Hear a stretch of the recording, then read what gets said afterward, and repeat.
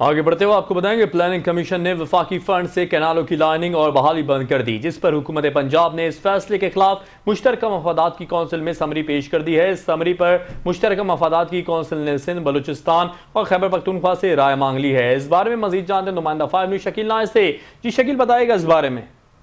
جی دیکھیں، planning commission نے ایک فیصلہ کیا ہے کہ جو کینالوں کی لائننگ ہے اور ان کی بحالی کا کام ہے، وہ جو وفاقی حکومت فنڈ دیتی تھی، اب وفاقی حکومت یہ فنڈ بند کر رہی ہے اور یہ اب ان کینالوں کی لائننگ کرنی ہے یا ان کی بحالی کا کام کرنا ہے، ان کا وہ دیکھ بھال کرنی ہے، مرمت کرنی ہے، سب صوبائی حکومتیں خود کریں۔ اس فیصلے کے خلاف حکومت پنجاب نے ایک سمری بنا کر مشترکہ مفادات کی کونسل کو ارسال کیا ہے۔ مشترکہ مفادات کی کونسل کا یہ طریقہ کار ہوتا ہے کہ کوئی بھی صوبہ یا کوئی بھی وفاقی وزارت کوئی ایشو مشترکہ مفادات کی کونسل کو پیش کرتی ہے تو وہی سمری وہ تمام صوبوں کو اور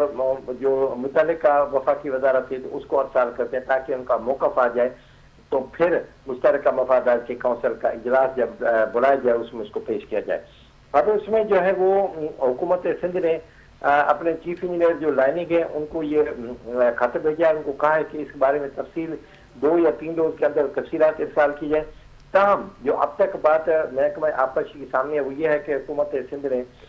جو کینالوں کی لائننگ ہے یا کینالوں کی دیکھ بھال ہے، مرمت وغیرہ کام، وہ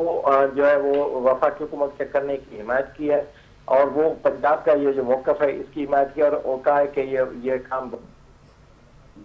بہت شکریہ شکیل نائس، آپ نے ہمیں آگاہ کیا۔